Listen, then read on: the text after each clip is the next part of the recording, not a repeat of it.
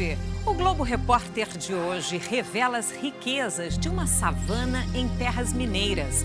Uma região que enfrentou o garimpo ilegal de diamantes e que renasce do fogo numa explosão de cores. Muitíssimo boa noite!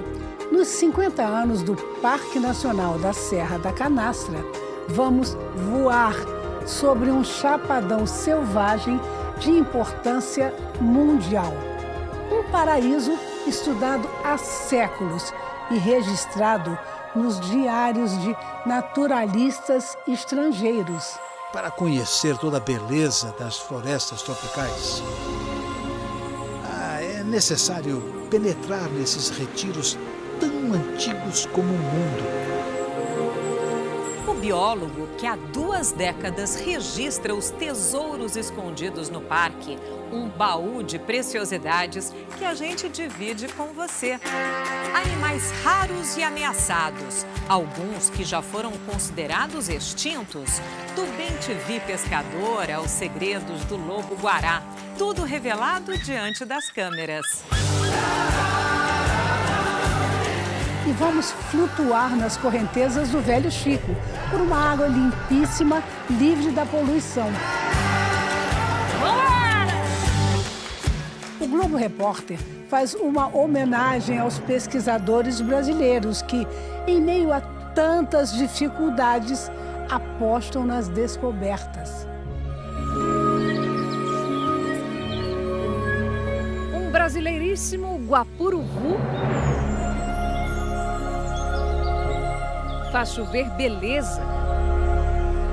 No tapete de pétalas, uma relíquia do século XVIII, onde viajantes levavam joias, sabores sem igual, e as noivas guardavam o delicado vestido. Um baú de preciosidades, chamado canastra, que emprestou o nome para as montanhas. A Serra da Canastra. Esse gigantesco baú.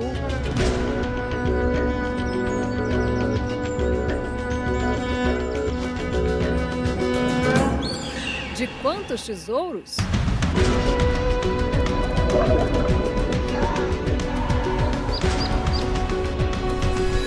Uma quaresmeira florida, isolada nesse vasto campo dourado. É apenas uma das belas paisagens que você vai ver hoje. Esta será uma aventura que valoriza o olhar. Desde o século XIX, cientistas registram aqui tudo o que vem. É a arte de aprender e de entender a natureza. Foi assim que a Serra da Canastra revelou ao mundo os encantos do Cerrado. De certa forma, esta é a história da pesquisa no Brasil. Muitas vezes solitária, por caminhos difíceis. Num desejo vivo pelas descobertas além do horizonte.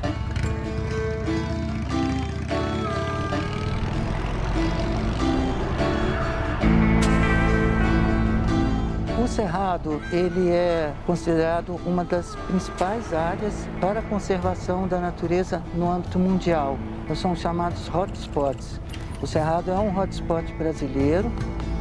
A partir principalmente da construção de Brasília, houve um interesse maior sobre esse bioma, mas muito pouco se conhece do Cerrado. Eu acredito que se saiba ou se tenha muito mais curiosidade, por exemplo, com a savana africana do que com a savana brasileira, que é o Cerrado brasileiro, né? Onde a sobrevivência é pura estratégia. O tatu-peba vive em tocas profundas. Compensa a visão fraca com o olfato apurado. Com garras afiadas, ele até comeria pequenas serpentes. Mas a cobra palheira parece grande demais. Ela fica meio camuflada ali nas pedras, ela não é peçonhenta, né? E é linda. Tá tomando um solzinho agora de manhã. Ela coloca a língua para fora porque a partir da língua ela capta as partículas odoríferas e consegue perceber os odores que estão ao seu redor. Ela vai atrás do ninho das aves, de rãs e de lagartos menores. mas pode virar a presa do gavião de cauda branca.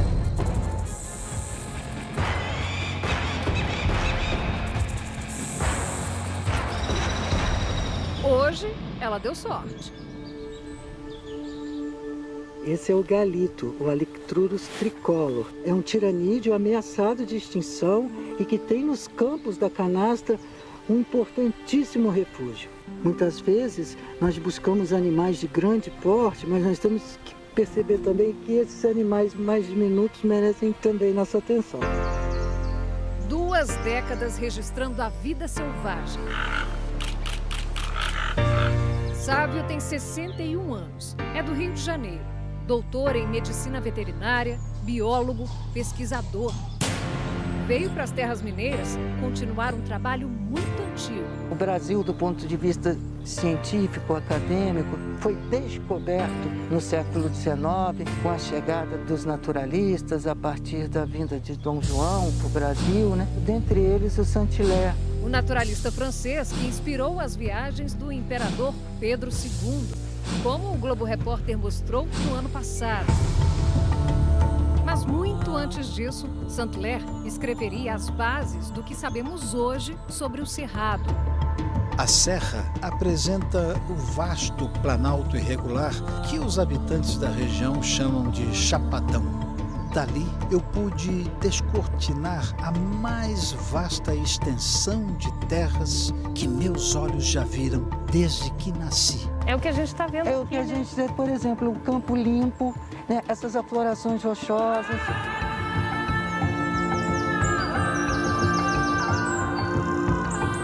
Os campos rupestres, como nós vemos ao fundo, né? Matas ciliares, né? Que acompanham córregos de rios. O Saint-Hilaire esteve aqui em 1819 e depois houve uma lacuna enorme de tempo até 1972, quando o parque foi criado. Existiu um movimento de retorno de pesquisadores. Isso faz a gente ver que o entrelaçamento das vidas dos pesquisadores, né? E eu dou continuidade a esse trabalho. O seu diário é a foto e o vídeo. A foto e o vídeo me permitem retomar. A imagem como ferramenta científica para dar vida ao que os pesquisadores que vieram antes dele deixaram por escrito. É um baú de muitos tesouros. Suas maiores preciosidades estão na fauna. Espécies que estão oficialmente ameaçadas de extinção, como o caso do lobo-guará, como o caso do tamanduá-bandeira, do veado campeiro. Cenas raras que o professor compartilha no Fauna Brasil, um projeto da Universidade Federal Fluminense nas redes sociais para espalhar conhecimento. Particularmente vejo a Serra da Canastra como um dos mais significativos refúgios, se não o maior refúgio para o tamanduá-bandeira no Brasil. Uma espécie que no passado tinha ampla distribuição, mas no Cerrado é que ele está de verdade em casa. Tão em casa que vai chegando até farejar o humano com a câmera.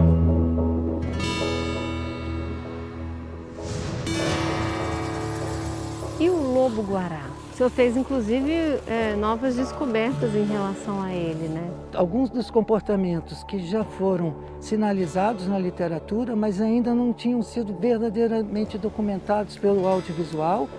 Por exemplo, um lobo-guará predando um tatu. Imagens inéditas que o Globo Repórter exibe em primeira mão. Batendo com as patas sobre o capim, tentando esconder algo nesse sentido. Caçando roedores. Caçando uma perdiz.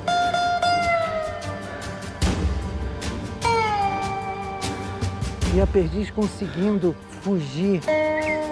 Flagrantes históricos. Dos diários para a tela.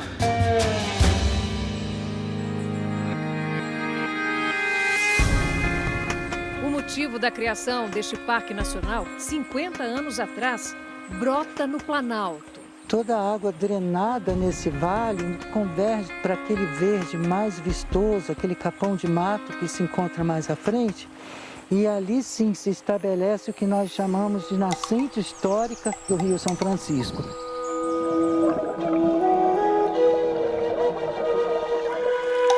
O Velho Chico é chamado de Rio da Integração Nacional.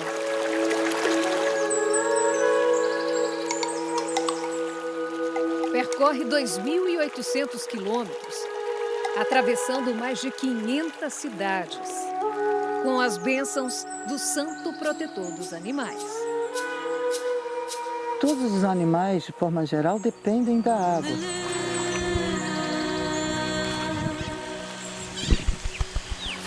A capivara está sempre nesses ambientes úmidos, assim como as lontras, adaptadas à vida no rio.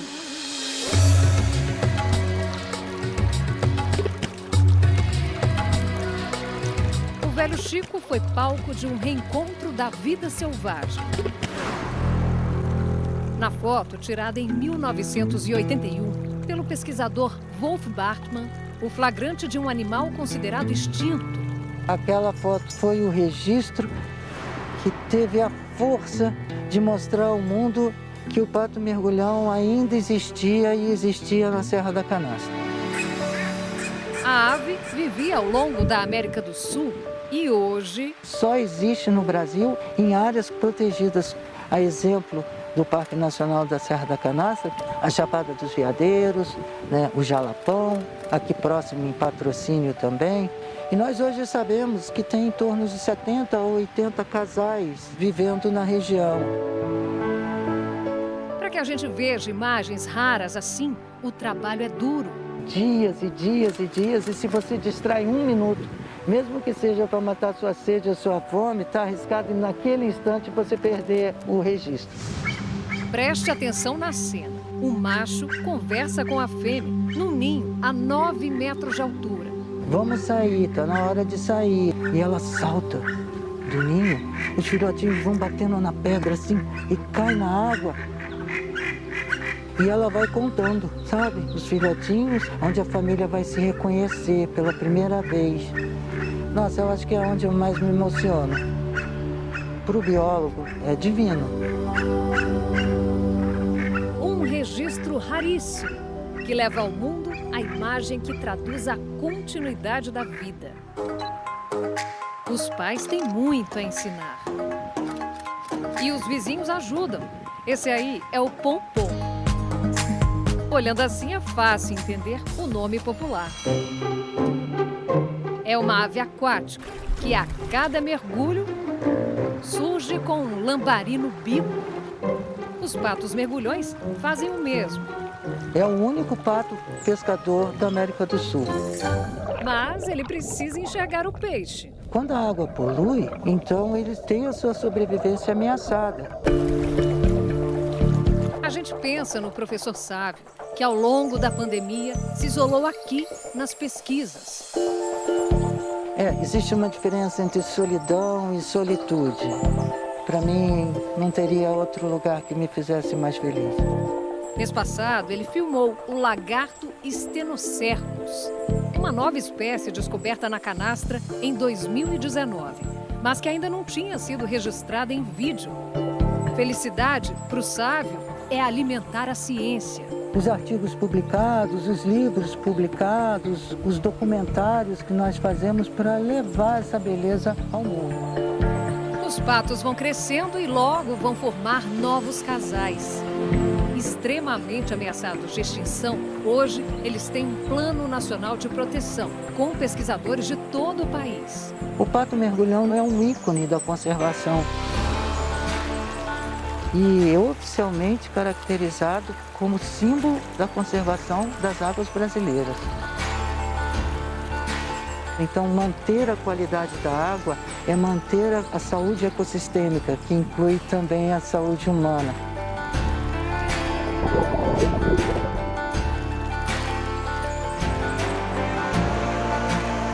O rio corre por mais de 10 quilômetros de parque. Olha que maravilha isso! E ela aqui vai ganhando força nas primeiras quedas, né? Formando esses grandes poços. Os cortes na rocha vão ficando mais dramáticos e o cenário mais bonito.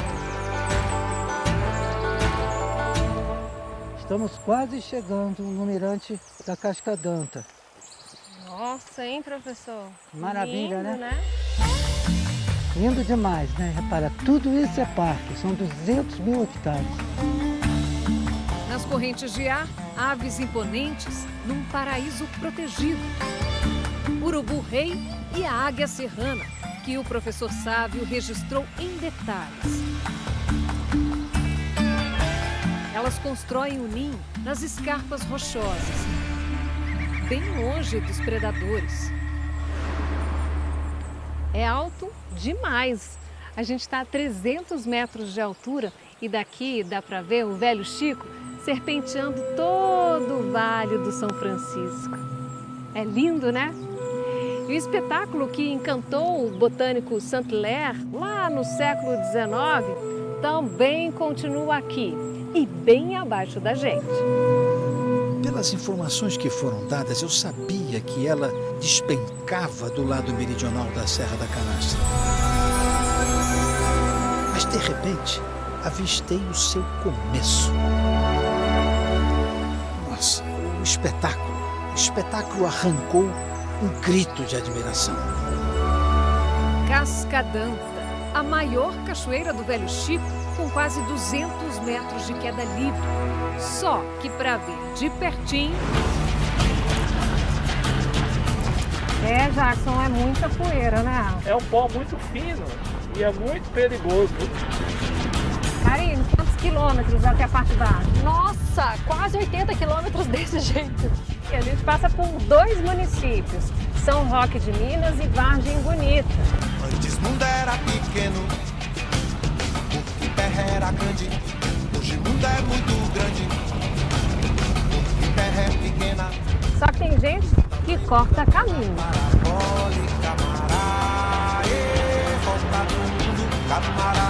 Rômulo, como é que você descreve o chapadão aí de cima? Oi, Liliana, visual incrível. Eu já fiz essa canastra já faz uns 15 anos. Já andei muito de moto, a pé, e agora poder apreciar todas essas belezas do alto, assim. É uma aventura e tanto, né? Sim, Liliana, que aventura. Volta do mundo, camará. Mundo da volta, camará. A parte baixa do parque transita entre o Cerrado e a Mata Atlântica. Somos vigiados pelos macacos prego. O bando é numeroso.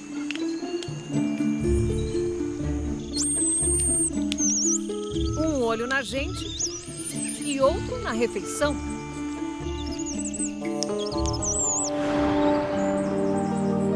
É impressionante como a vegetação vai mudando, né? Agora parece que a gente está entrando num túnel de árvores. Uma espécie de túnel do tempo.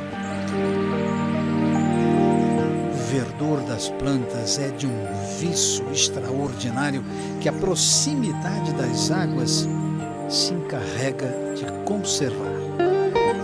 Olha que curioso, essa é uma trilha cheia dessas samambaias gigantes. Olha que lindas.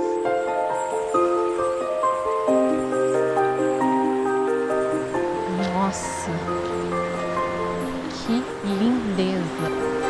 Vejam, eu vou descrevê-la tal como aparecia aos meus olhos, quando dela me aproximei o máximo que era possível.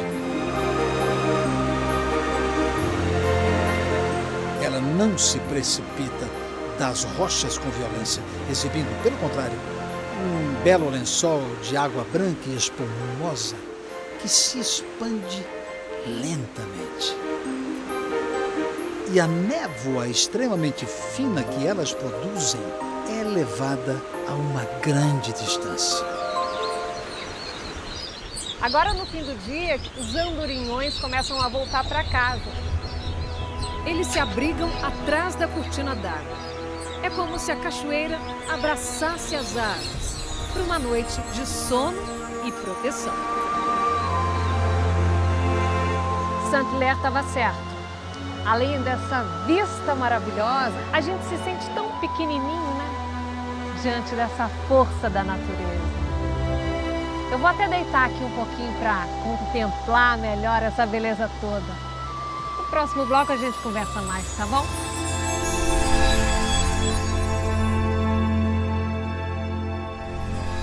Daqui a pouco, o Renascimento vai colorir a canastra, com flores que só brotam com a ajuda do fogo. O paraíso dos veados campeiros, um bem-te-vi pescador. E a cantoria de mais de 300 espécies de aves.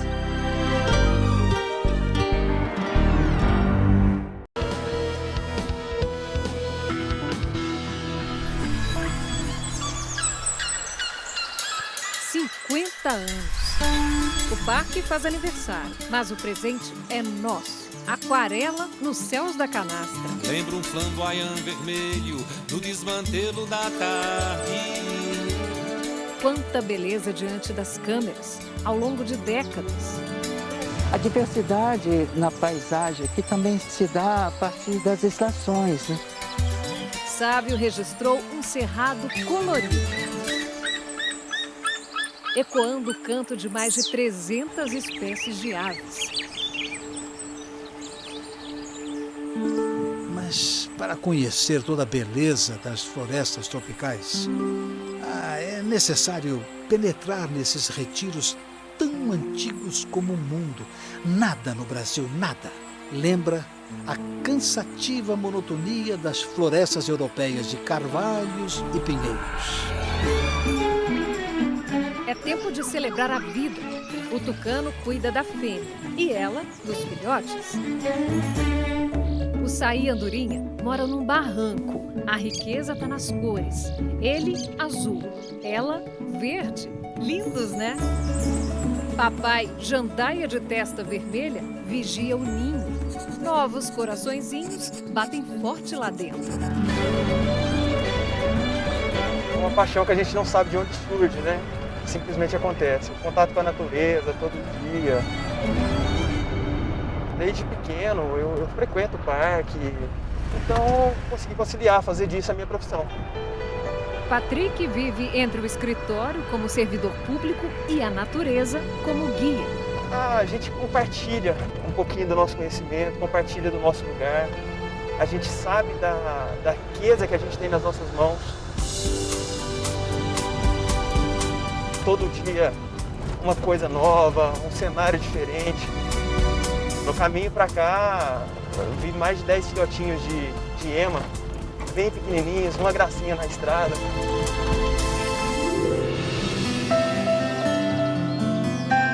Logo elas crescem e fazem amigos nesses campos cada vez mais raros. Esse capim, o flecha, o flechinha, praticamente não se vê mais fora de unidades de conservação.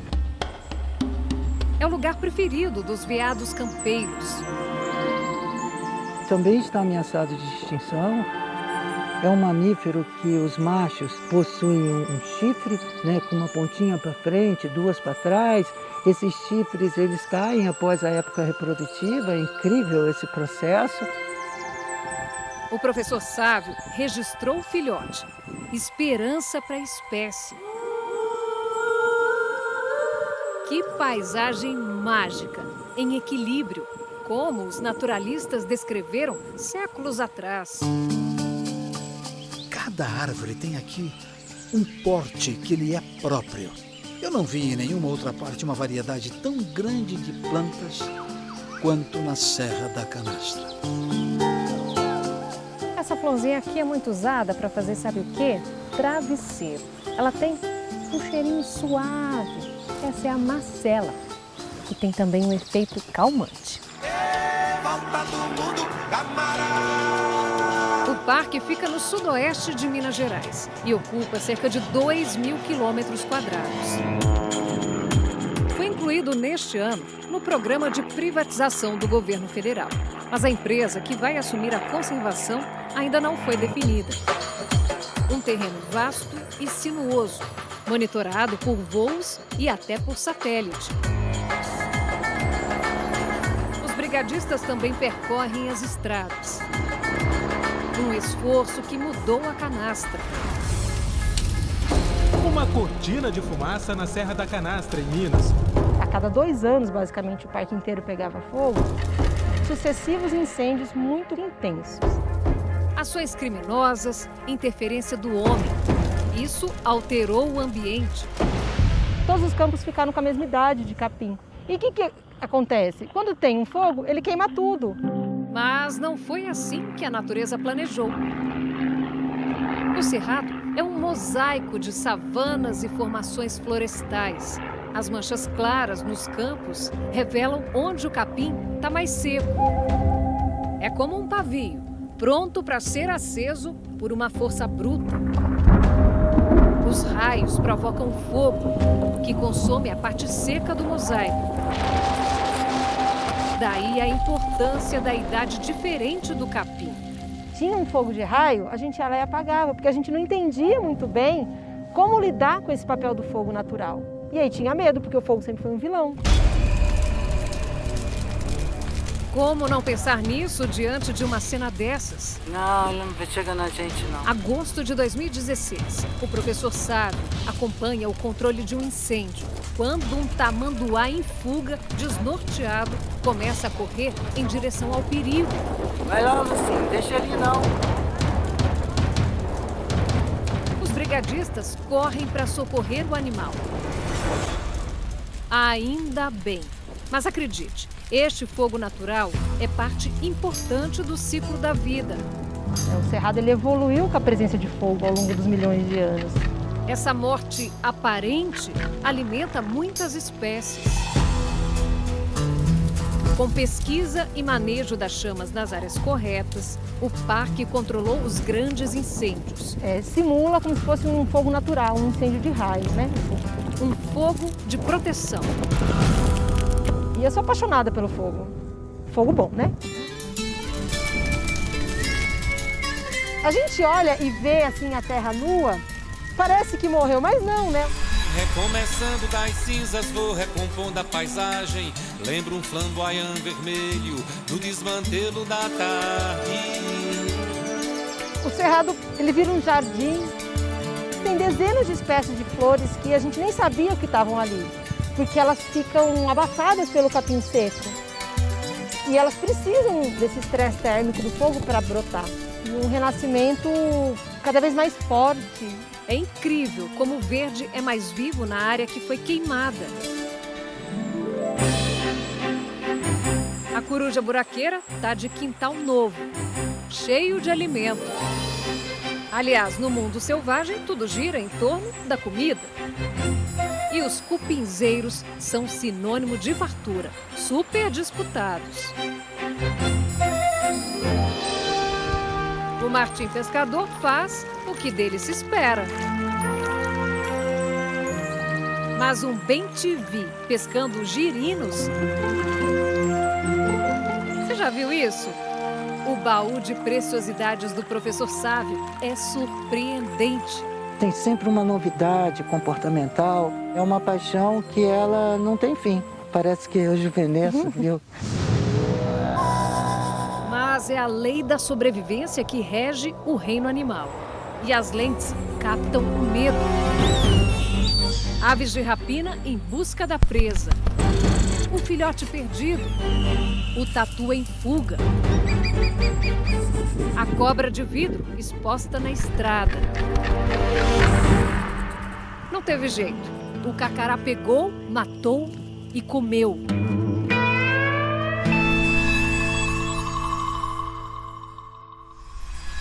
As Memórias do Garimpo, um pesadelo do Parque Nacional.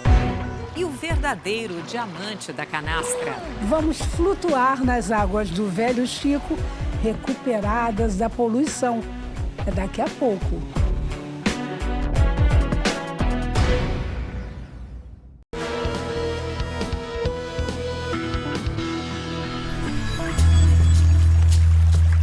O Velho Chico quer correr, ganhar o Brasil.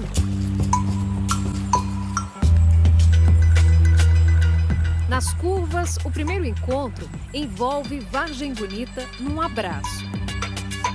A cidade tem hoje pouco mais de 2.000 habitantes. Agora imagine que há 90 anos, 30.000 pessoas moravam aqui. E algumas construções daquela época ainda estão de pé.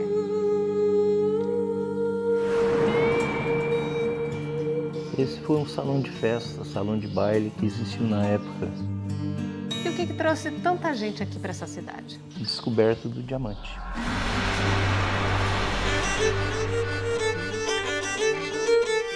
Os migrantes vieram chegando no início dos anos 30. Gente de todo lugar do país.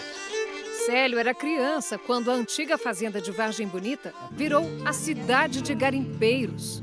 Os famosos rancho capim, casa de pau a pique, o barro bruto e cobria de capim. E o fogão a lenha, a luz de lamparina no querosene. Voltando ao passado, Edson mostra o que aprendeu ainda menino. Meu pai foi garimpeiro, ele veio para cá em 45. E aí eu aprendi a garimpar com ele. Naquela época de garimpo era muito sofrido, não tinha como estudar um filho, era difícil. Quanto tempo o senhor ficou garimpando? 16 anos. Aí depois eu saí do garimpo e fui mexer com o comércio. Porque o garimpo é uma coisa muito infeliz. Destrói a natureza, destrói tudo, o meio ambiente. O rio tinha uma cor vermelha, de tantos sedimentos, porque ele era revirado e que causava um impacto absurdo. E o garimpo só aumentava. Então, aqui os primeiros carros que foram chegando. E aqui tem um detalhe na cintura de cada um. Na cintura de cada um revólver, uma arma, né? Comum na época. Aqui estava a preciosidade que eles procuravam. Removia a terra e o cascalho era transportado para a margem do São Francisco, né, do rio, onde fazia a famosa lavagem dos cascalhos. Encontrar um diamante, a sorte num punhado de pedras, feito agulha no palheiro.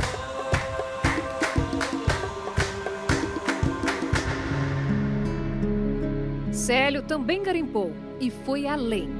Eu empolguei com a coisa e me tornei um comprador de diamante, que o nome popular do comprador de diamante é capangueiro. Essa balança predominou muitos anos.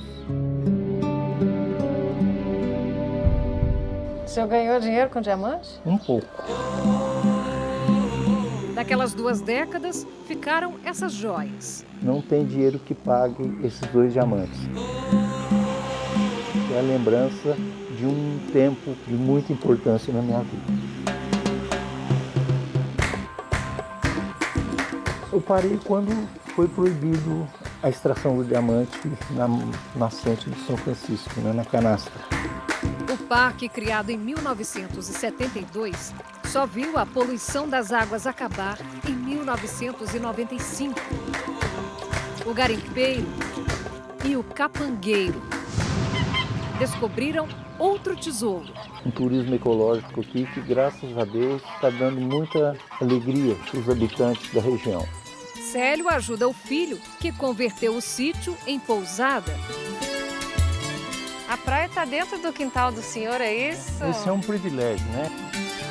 E agora penso que a estrada da vida tem de volta. Ninguém foge do destino, esse trem que nos transporta. É até difícil falar mais. Por quê? Porque a emoção vem à tona. O que vem à tona aí na cabeça? As memórias, né? A gente saber que é um lugar aprazível, bom de se viver. Um diamante, né? O diamante do São Francisco. Hoje é desfrutar disso aqui, ó. Aí pra você ver que beleza. Seu Edson é pai do Patrick, o nosso guia, lembra? Que escolheu ganhar a vida mostrando o que ela tem de mais rico. Vitória da natureza. Essa região aqui ficou conhecida como Miceno. Era um sobrenome da família que comandava o garimpo. Mas agora a gente vai explorar o rio de outro jeito, flutuando por aí. Vou levar a equipe inteira comigo. Não é fácil não, gente. Não tem leme, né, pra dar a direção, aí a gente vai meio sem jeito.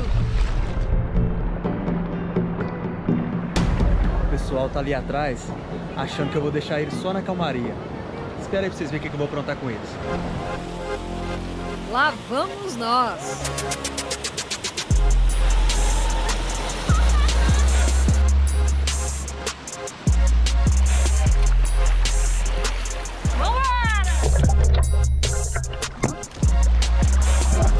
É diversão.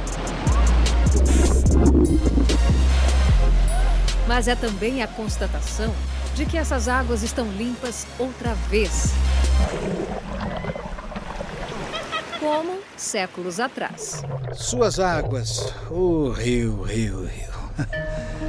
Suas águas de uma limpidez e frescura extremas, têm pequena profundidade e deixam ver até o menor seixo do leito em que correm. Com o nível das águas baixo, descer mais é perigoso. Tudo bem, já deu para refrescar. O Rio São Francisco, para mim, ele é o meu trabalho, ele é o meu lazer. Tão especial que ele batizou a filha Clara, de 2 anos, na Cachoeira Cascadanta. Isso é que é amor. É até o fim da vida? É, se Deus quiser.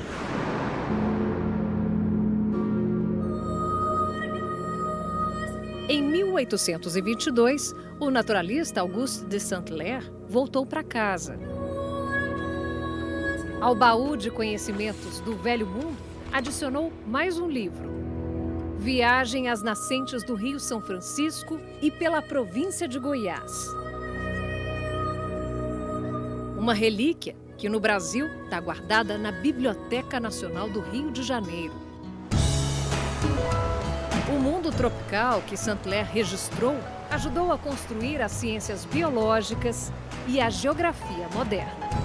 Eu jamais lamentarei ter passado perdido nos sertões, longe da minha família e minha pátria, os mais belos dias de minha existência, pois eu poderei dizer, eu paguei a dívida da hospitalidade e com certeza minha passagem pela terra não foi inútil.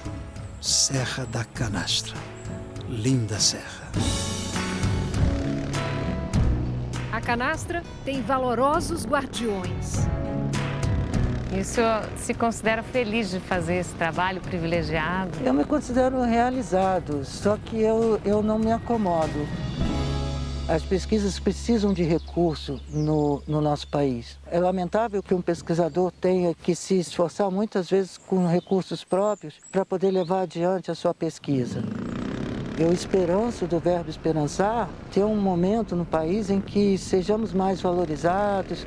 É preciso persistir, é preciso continuar, é preciso não desistir, Mundo dá volta, camarada.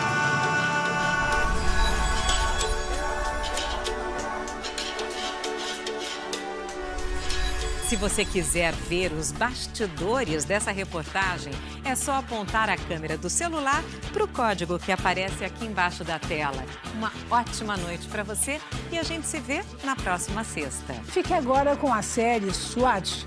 Para todo mundo, um belíssimo fim de semana e até a próxima sexta.